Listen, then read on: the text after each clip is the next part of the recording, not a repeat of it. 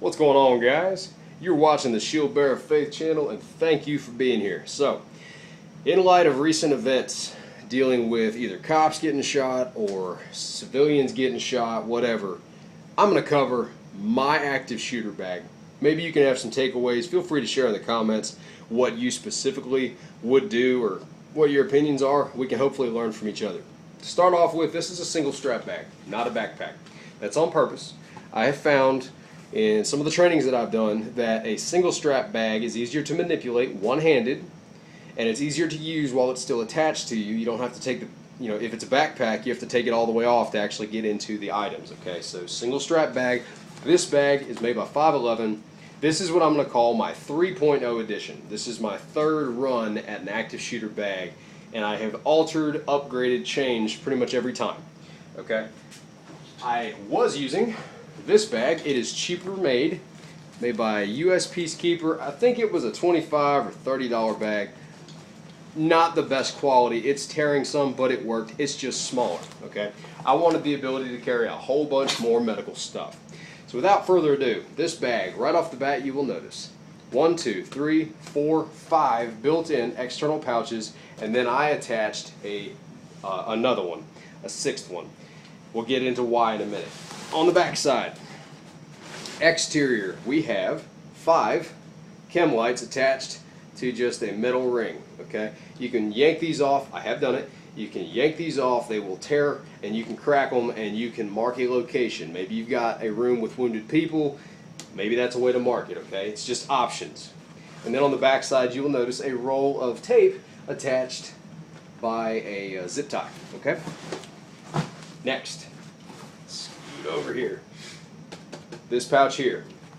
This one is my random assortment pouch. Okay, it's got stuff I didn't really have an easier location to put, but they're still small. We have 2 nasal airways, a Sharpie for marking everything ever made, some medical shears for cutting whatever you got to cut, a foil blanket, keep people warm, and then I have 1, 2, 3 pairs. These are not individuals, these are actual pairs. They're rolled up together. 3 pairs of gloves. Now why blue and black? Well, for one thing, I prefer the black ones. But you have a really hard time finding blood if you're searching for a wound with black ones. So I like having the option of the blue or black. The black ones here are thicker, just because that's what I had on hand. But I prefer the blue, or excuse me, prefer the black.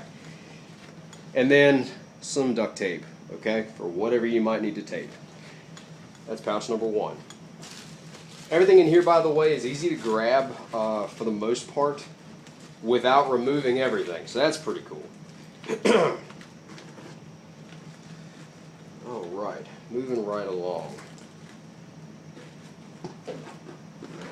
Next, first magazine pouch we come to has 2 22 rounder Glock 40 caliber magazines. Okay, fits my duty weapon, more ammunition. Alright, next pouch, 2 standard capacity 30 round AR-15 magazines with garbage Tula ammo. Oh yeah. That's just what we're carrying for today. Next, this pouch is where we start getting more medical. The main focus of this bag, you will see, is medical. Okay. Start with tourniquets. You might need some tourniquets. I have 3 cat tourniquets in here. 2 of them are Gen 7s, and then 1 of them is an older generation. Cool takeaway. Do not store your tourniquets like this, because you need to get to that windlass and you need to get to that strap, okay? But I had someone point out to me recently at a class, this was brilliant. Don't store it like this either, where it's just absolutely flush, because if you're gloved up or something, or if you're under stress, you'll have trouble getting it. Have it at an offset angle. Got some cloth flapping around. It looks less sleek, but it is on purpose. That way you can grab this tab easier, okay? Also, I have the tab side, the red tab sides, facing toward each other in this pouch. I find that they slide easier, right? You can pull one and not all of them from the friction. It's pretty cool. Tourniquets. Next pouch, make sure y'all can see. This is still the built-in pouch, okay? This is what I'm going to call my sustainment pouch. This is something I had told to me recently, also in the class, that made just an enormous amount of sense. So yesterday, when officers were taking fire, and 2 officers apparently had to barricade themselves in a structure with a suspect shooting at them, is it obvious that nobody can leave for a while? They were on scene for hours. Those officers were stuck in that building for hours. The officers outside were stuck there for hours. What if you're the guy at the Walmart shooting? How do you know how long you'll be there? You don't, right? This applies to everyone, not just people that are by job a first responder. Okay, this applies to anybody. So this pouch has got some Purell, just sanitation wipes, because if you're dirty or bloody, you don't want to eat anything. And then we have some sugary packets, small packs of Sour Patch Kids. Okay, maybe you got a diabetic, maybe you need some sugar because you're jittery or something, blood pressure maybe. Some omega-3 Deluxe nut mix. Okay. And then we have just assortment of whatever you want to eat, guys. Easy to eat stuff, those the focus. So we got some small Slim Jims, and then I have 3 granola bars. One's protein oriented, 2 other granola bars, okay? And then some Purell hand sanitizer. It's an off-brand, okay? So again, you don't know how long you'll be somewhere. Honestly, if this is your car bag, you don't know how long you'll be somewhere. You could be stuck on a wreck for hours, right? You just don't know. And if you're watching this channel, I hope that you're into preparedness, because otherwise you're probably bored out of your mind. Preparedness though, right? You don't know how long you might be stuck somewhere. Next pouch. This one here on the far side, okay?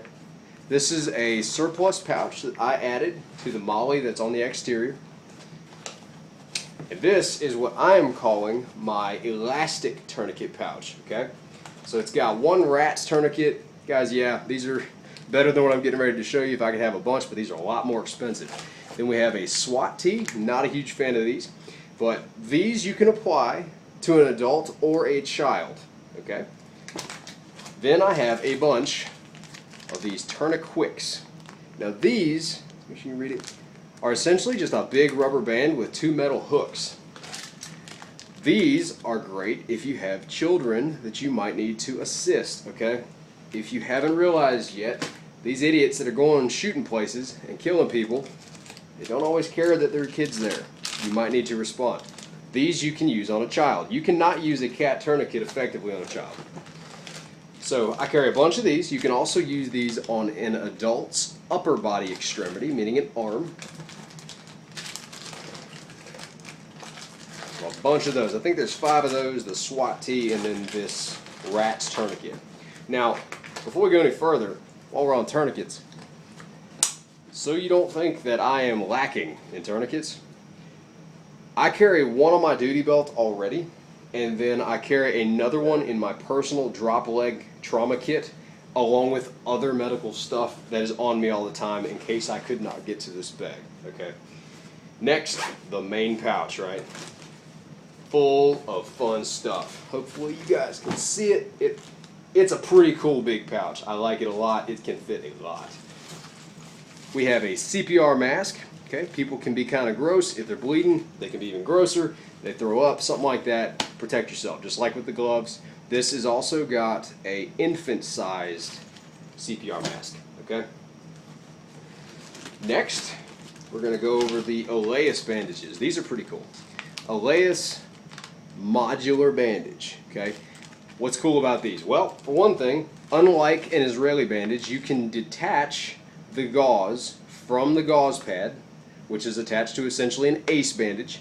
You can detach it, and you can pack a wound if you needed to, and then wrap it with that ACE bandage. It also comes with like a thin piece of plastic in there that you could use as a really makeshift occlusive dressing. If you had a puncture wound to the chest and you needed to seal it up, you could try that, and then wrap the whole mechanism around it. It's also got a plastic cup that you could use as like a eye cover, but you know, do some reading. These are really cool, a little bit more functional and more various in what it can apply to than a direct Israeli bandage, but they do not apply as much pressure because they don't torque down the same way. Next, my small boo-boo kit, okay? So we got some Band-Aids and then small gauze pads of varying size, okay, and varying thicknesses. So that's the minor bleeding stuff. Maybe you got a small cut or something, okay? Not a huge deal. Then we got the main gauze. This, I wanted to have it in a gallon-sized bag for a couple reasons. The primary one being, I could pull this entire bag as it sits. I could pull the whole thing out of the main pouch if I needed to get to a bunch of gauze for whatever, okay? You'll notice all kinds of different types of gauze. We've got surgical pads, we've got compressed gauze, like H&H gauze, gauze of all kinds of types. I don't really care about the brand, I care about gauze, okay? It's kind of a personal thing of mine actually right now. Next, my police branded reflective vest, like traffic vest, right? So let's say that you're out at night and you got one of these incidents going on. Maybe you need to flag someone down. These work pretty good for that. Maybe you need to let someone know that you're not a bad guy. So you toss this on, right? Just an option. It could be a reflective vest of whatever kind. 2 bottles of water. You would not believe how dehydrated you will get. And then we have chest seals. Okay, again, we're talking about possibly stab wounds or bullet wounds, right? Chest seals. I have 4 2-packs. Each one of these has 2 seals. You can see it there. And just because of how my mind works, I actually opened one to make sure it did contain 2 seals. And they do, so that's pretty cool. Halo chest seals, so if you are dealing with a gunshot wound, you may have 2 holes for every wound, right? Because bullets keep on moving. So you might need 2 each time. And they fit right in there. Okay. Now, internally on the bag, you'll notice the final feature that I'm going to cover is some MOLLE webbing on the inside. I hope you can see it. That's pretty cool. If I wanted to add additional organization in this bag, I could do it. That's pretty cool to me. I chose not to save, use the space most effectively. Okay, so I actually opted for less organization and more of just a top-down grab-and-go kind of thing. But it works for the most part. And we'll shove this back in. Okay. Now, that's my version. That is my, like I said, I'm calling it a 3.0 version of this bag. What should you carry? I don't care. You should carry something. I don't care if you carry a Band-Aid. I don't care if you carry string. I don't really care. My point is, if you have a purpose for carrying it, please carry something. Okay? This bag, guys, it's not expensive. This bag, even though it says $5.11 and they're known to be expensive, this bag was $35 at a local surplus store, and it's in really good shape. Hopefully, time will tell. Hopefully it will serve me well in my purposes. It is fairly light considering all the crap that's in there. I like it. My other bag, this one, was just not fitting as much as I wanted it to fit. Okay, I needed a main, open, broad pouch. But that's just me. Maybe you don't need all this stuff. Maybe you don't feel like you need a roll of tape on the back attached by a zip tie. Maybe you don't think you need chem lights. Maybe you just think you need bandages. Maybe you just think you need ammo. I don't know. Do something, though. And please have a focus and a mind about you to carry some trauma-addressing stuff. Meaning gauze, tourniquets, Band-Aids, ace wraps, whatever, right? Carry some of that. Be that difference. Be that shepherd in your community that's watching over that flock, okay? Maybe you're at church. Maybe that's your day, unfortunately. I know a lot of churches now are getting in the mindset of having security teams and possibly medical teams. Maybe not, maybe you're not on it. Maybe you could join it. Maybe you could be like, hey, check this out. This works for me. I don't know. Do something, guys. Take the time now to prepare for stuff that you don't know when it's coming. You don't know if it's going to be your day tomorrow. You don't know if it's ever going to be your day to have to deal with one of these idiots going and killing innocent people. But I would hope that anyone watching these would take some pointers or some takeaways. I am not perfect. I don't have it all figured out. But I really care about people living. If we can do something, guys, to help people continue to breathe, that's what we need to do. I'm not built to watch somebody bleed. I don't think most of you all are either. I hope it helps. Let me know what you think. Let me know what you're using, and I'll see you later.